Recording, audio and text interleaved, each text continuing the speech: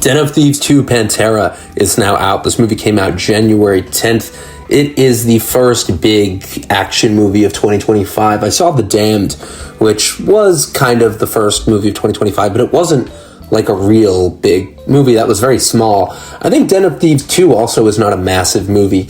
It's a blockbuster. It's playing in RPX, but it's not playing in any of the IMAX formats. I think it'd be very hard to find it in IMAX right now. Right now, that's mostly going to 7, which is an exclusive re-release, which is funny that a 1995 movie 7 is now in IMAX theaters, more than Den of Thieves 2, and Mufasa is still out. Nosferatu is playing in IMAX, as is the Bob Dylan movie. I saw the Bob Dylan movie, and I didn't see Den of Thieves 2 in IMAX, which is just interesting. Anyway, let's go into this movie. Spoilers are going to follow, so be warned. This movie takes place after the events of Den of Thieves 1, which sees Gerard Butler's character, Big Nick, go after the LA heist group who've been taking down banks. And then he goes to confront Donnie, that's played by O'Shea Jackson Jr., Ice Cube's son.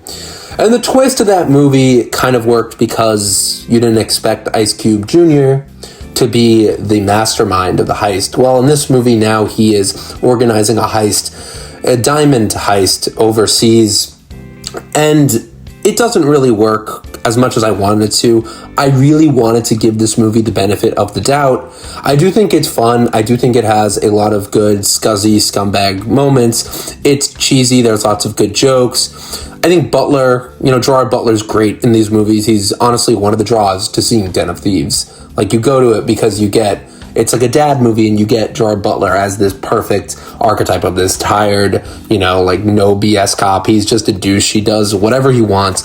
I like that. I like how in the first one, and I think, in movies, balance is very important. It's probably one of the most crucial things. You need to be able to balance elements that you should have, emotion. You should be able to have not too much of that, but not too little of that. And the first Den of Thieves did it in such a perfect, cheesy way where we got enough of Gerard Butler's home life, but not too much. And it wasn't so much that it was overwhelming, and it was just a little that you kind of felt like it's a little cheesy, it's a little on the nose. He has a wife who doesn't like him, he isn't close with his kids. This movie gives you very, very little of that, which does affect the credibility and the grounded nature of the movie. I did think we needed more personal stakes. We needed to see how these people kind of live.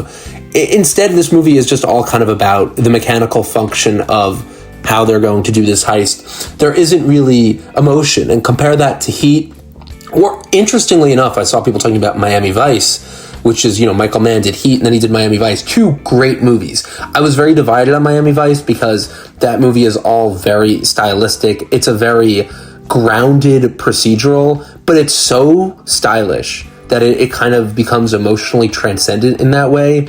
It's this stylish movie that's filled with substance. It's a beautiful, beautiful movie just about, criminals and cops living and their lives and their work and how it intertwines. It's almost this magical chemistry, this mix. I'm talking about Miami Vice, the movie from 2006, and where Michael Mann made Heat and then he made Miami Vice. Now the director, Christian Budapest, what's his name? It's a long name. He made Den of Thieves, and now he's making Den of Thieves 2, and it is kind of like Heat and Miami Vice.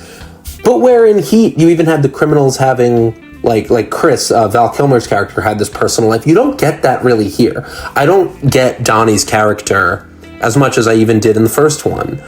I liked that. I liked how in the first one, these characters felt like characters. They felt like they had stakes. They felt like they had purpose. You cared about them. You don't get that here, which is an issue.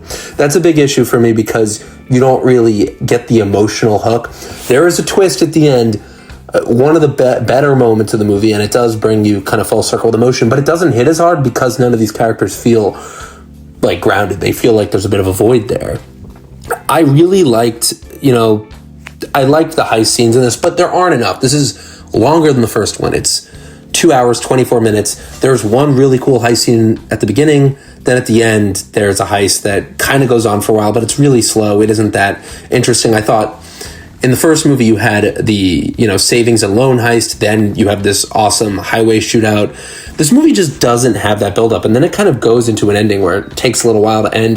The vibes are all there. This is definitely a movie that has moments where I think like it's a vibe. I love watching them hang out. I love watching the characters interact, but it didn't have enough of the characters. It didn't have enough heist moments, and just the stuff with the characters wasn't that grounded. I didn't feel like they were real people. They just feel like these kind of cliche, vehicles for the plot to serve.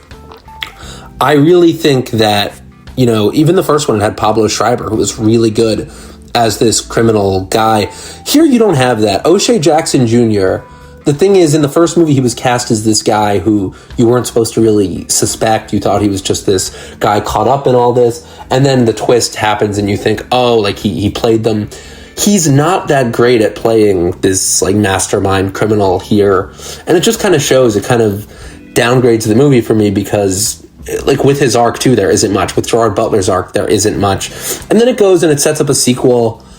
And I just thought, like, okay, I liked the ending, but there was something really emotionally missing here. I love the bromance. I love Gerard Butler and O'Shea Jackson Jr., but there's something missing between those two characters and how they interact with the rest of the group, with the mafia. That felt a bit unnecessary. I just think it's a bit long. It doesn't, for what the ending is, it doesn't set that up in a way that feels great. If we had more moments with all these characters throughout the movie, including the supporting characters who are helping them with the heist, it just feels so drawn out and there's no emotion. Again, I love the scenes where they're dancing and they're partying and you just get to see the criminals being criminals and Gerard Butler hanging with them. The concept is cool too. He kind of goes undercover. The cop goes undercover to help, the mafia, and you don't know like what his angle is, if he's trying to help them, if he's trying to stop them. You think he's just falling into the life, but it doesn't really pay that off in a way that's so satisfying. I don't know. Let me know what you guys think. It's a January 10th movie. I think, I'm being pretty fair with this movie, because I really did go into it wanting to love it, wanting to say, that was fun. It was not great, but it was a lot of fun. It just was boring at parts. So let me know what you guys think of Den of Thieves 2 Pantera. Love the music. I love the score and I love the performances. I just think the plot could have been more entertaining. So let me know what you guys think. Thanks for watching.